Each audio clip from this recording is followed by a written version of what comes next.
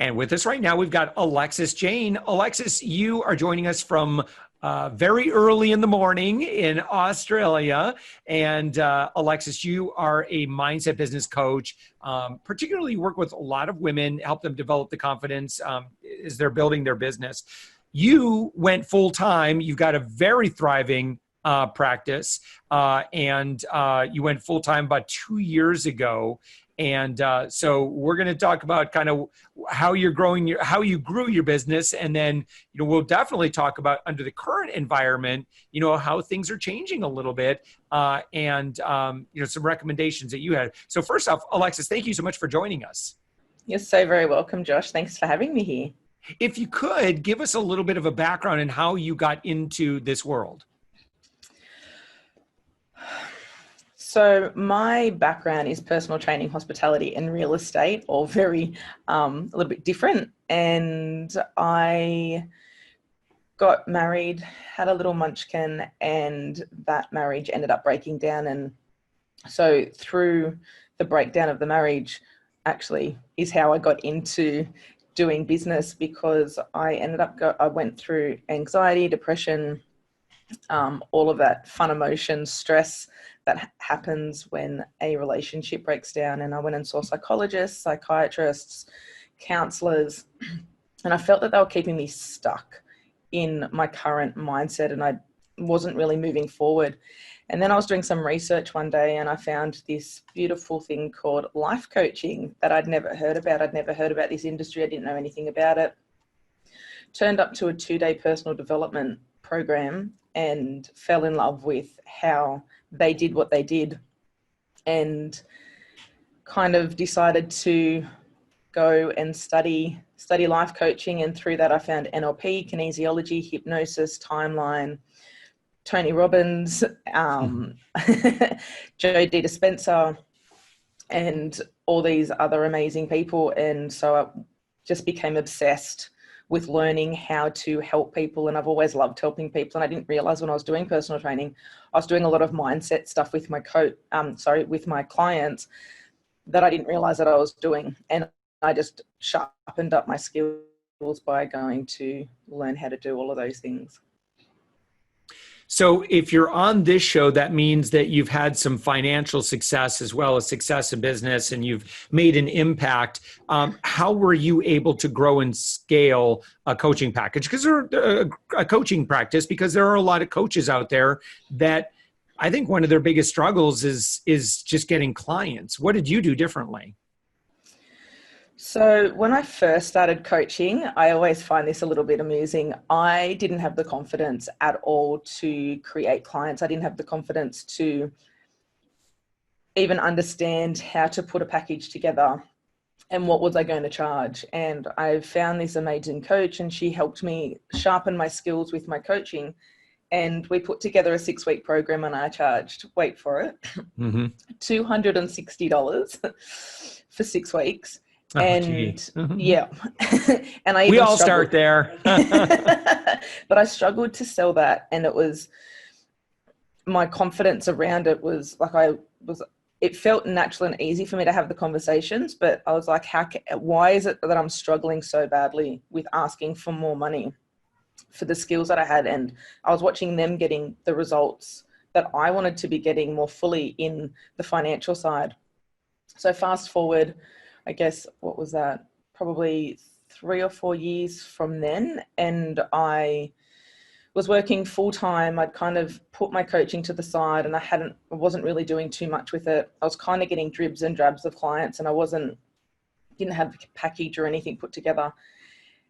And then I invested quite heavily in myself and my coaching. And within the first 3 weeks of working with this coach that I'd hired, I'd created $15,000 and left my full-time job and jumped straight into doing coaching full-time. And she was the one that helped me understand it's all the learnings that I've done prior. And it's not about the hourly rate. It's about the package and the transformation that the client's getting. And you can't put a price on transformation.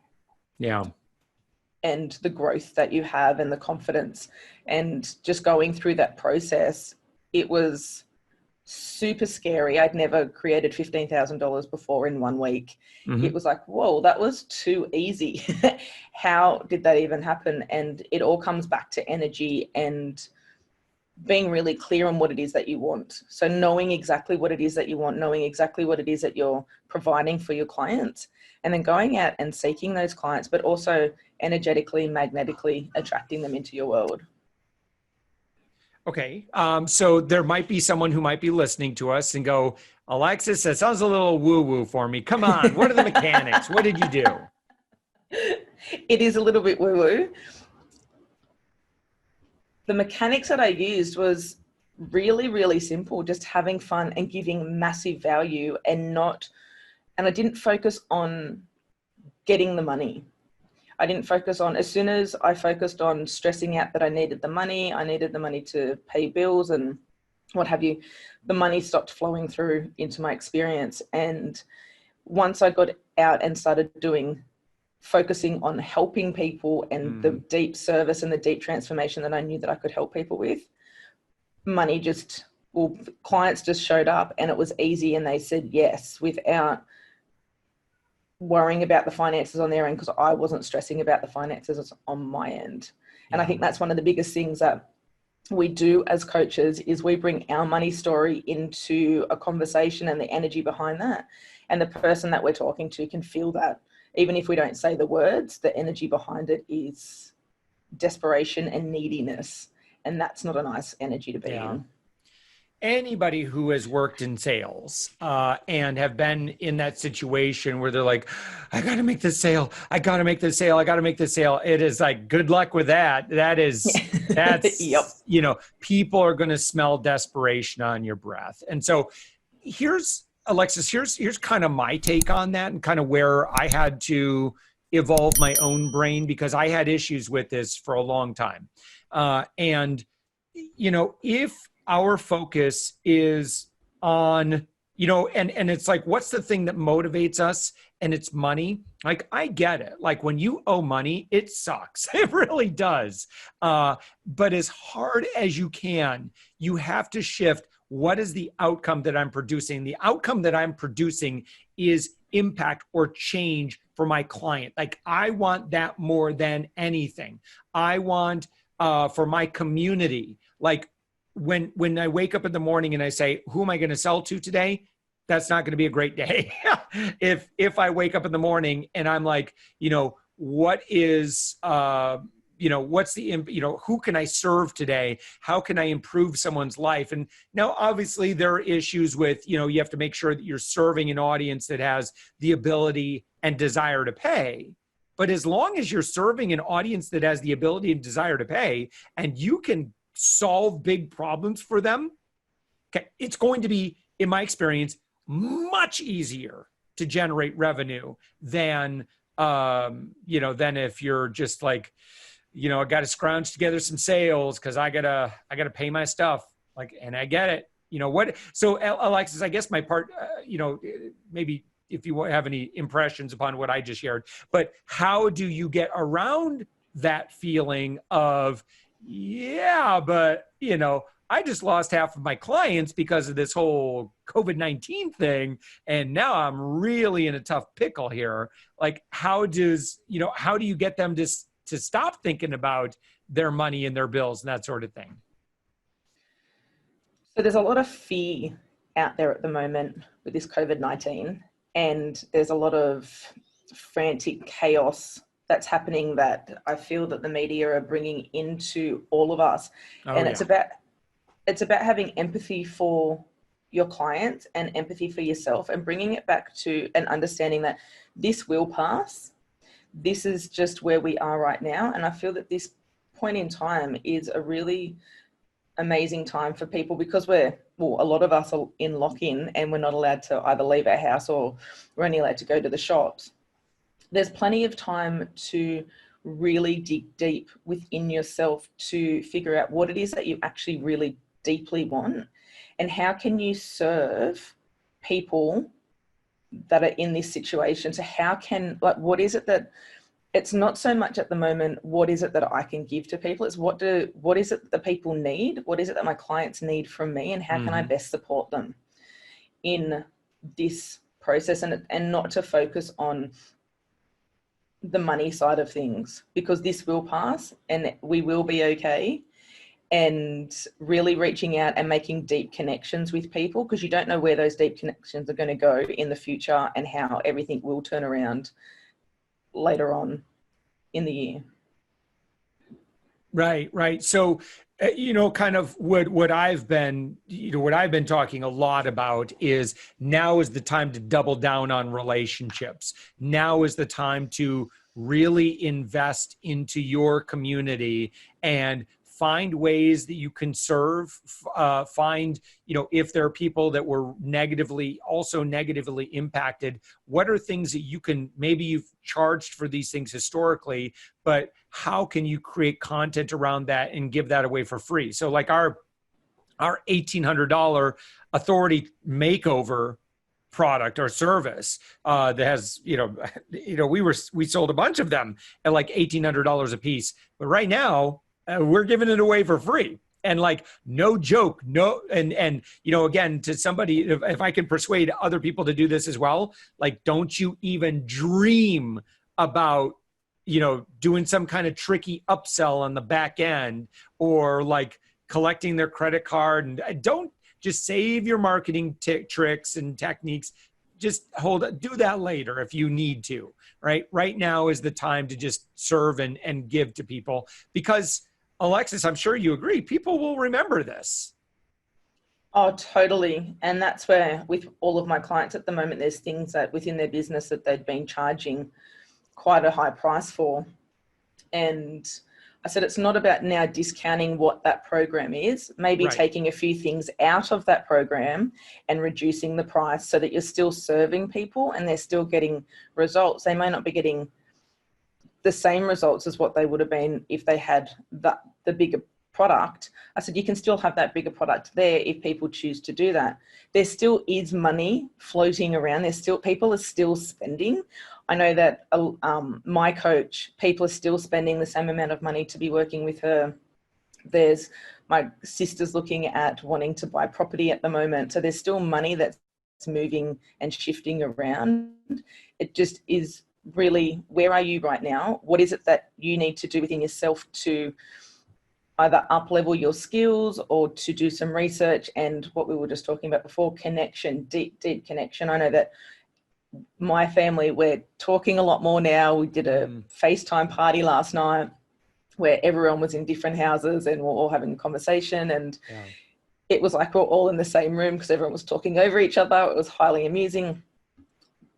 But it is about the connection and being kind, being really kind and generous, and reaching out to people that you've never spoken to before, or reaching out to people just to check in to see how they're going. Yeah. And they will remember you for reaching out to them. I had someone message me the other day saying, hey, can you just help me by liking my page? And I said, would you like me to brainstorm where you're at? She's like, oh my God, I'd love to do that. And there was no, in my head, there was no, I'm not looking for a new client. I'm not looking for anything other than helping her brainstorm within the business to help her create something, because she's in the fitness industry and was working out of a gym, and that's all closed now. So she doesn't have an income coming in. So, and she wanted to move online, but she didn't know how to. So let's just jump on and do a brainstorm and create something. And I think this is a really great time to be creative and figure out what it is that you really want, because it's given us time to slow down. So I think another thing too that I've been talking a lot, particularly on this show, is keeping in mind that the world is forever going to be changed from this event that we're experiencing right now. It will never be the same again. And consumers will have been impacted by this. Businesses certainly impacted by this. And so I think a really smart thing for someone to do is not plan on quote unquote life returning to normal. I'm not going to say I'm not going to use the phrase new normal because that's way overused, but you know what I'm saying, right? Like I know there's exactly what you're saying. a new way that I think consumers are going to be sensitive to. So if you were involved in events, events are forever going to be changed. People are going to be more sensitive to social distancing. I think a lot of companies are recognizing they need to be ready to go distributed at any moment. If you had a physical place of business, how can you do what you do in either a virtual or a delivery type way? I believe, a lot of these things were fairly imminent, and I believe that the world kind of fast forwarded a few years based on this. I see, a lot of teachers, some of them are doing well online, and I've seen some celebrities not do very well at all during this time. Any recommendations around what is to come?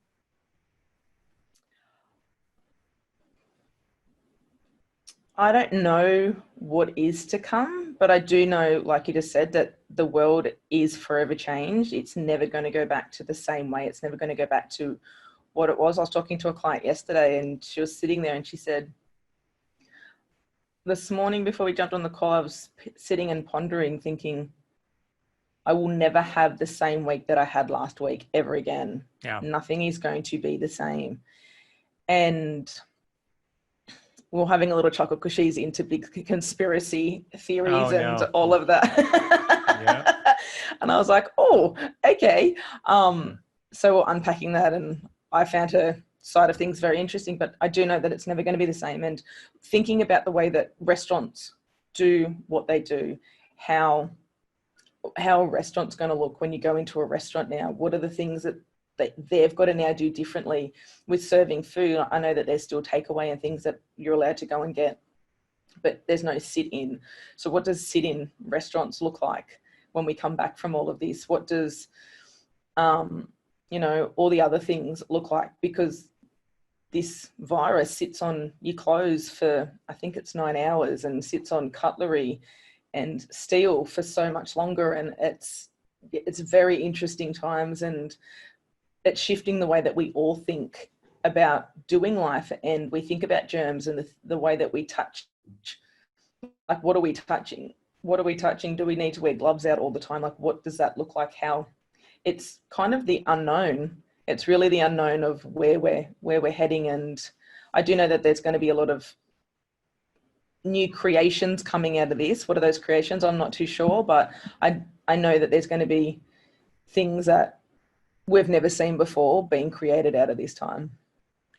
And Alexis, one thing that's kind of really in your zone of expertise is dealing with stress and helping entrepreneurs, particularly female entrepreneurs, also deal with stress.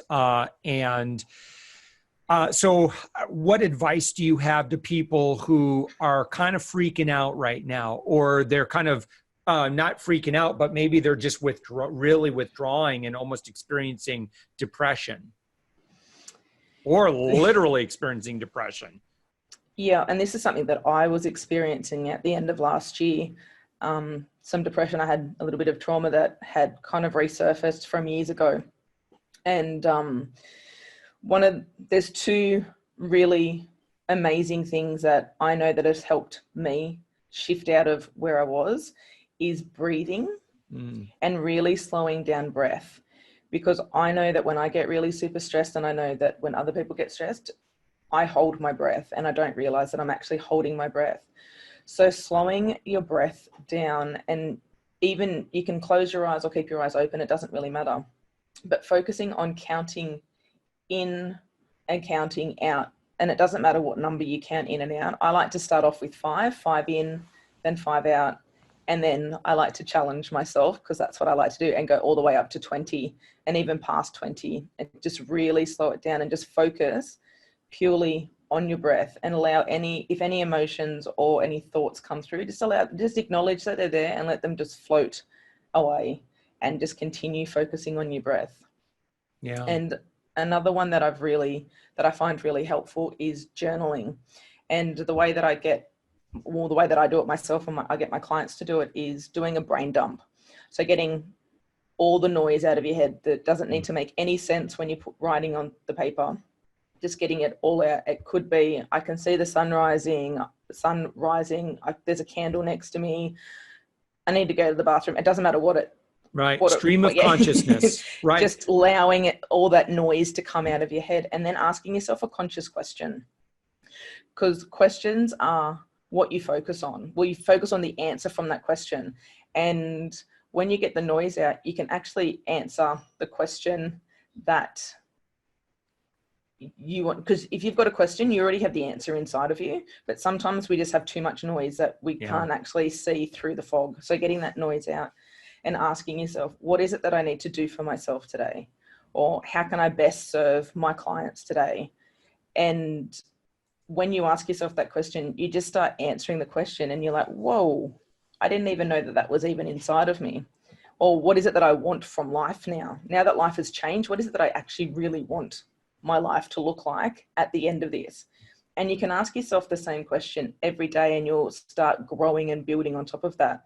And it just flows through you after you've done it, after you've got that excess noise out of your head.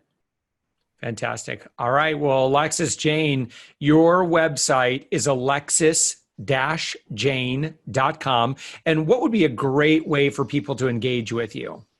On Facebook, if they find me at the Alexis That's right. You've Jane. got a very thriving Facebook group, right? Yes, called Activate the Next Level You. And you can, sorry, go. No, go ahead. Tell me more. You can go over there and jump into my group, and that's where I do lots of really fun trainings and give away some free stuff, and you get to really know the real me inside of there as well. That's fantastic. All right. So all of that is found at alexis-jane.com. The Facebook icon is up in the upper right-hand corner, so you can click on that. You also got Instagram there. So great. Well, Alexis, thank you so much for joining us. I really appreciate it. Amazing. Thanks for having me here. It's been fun.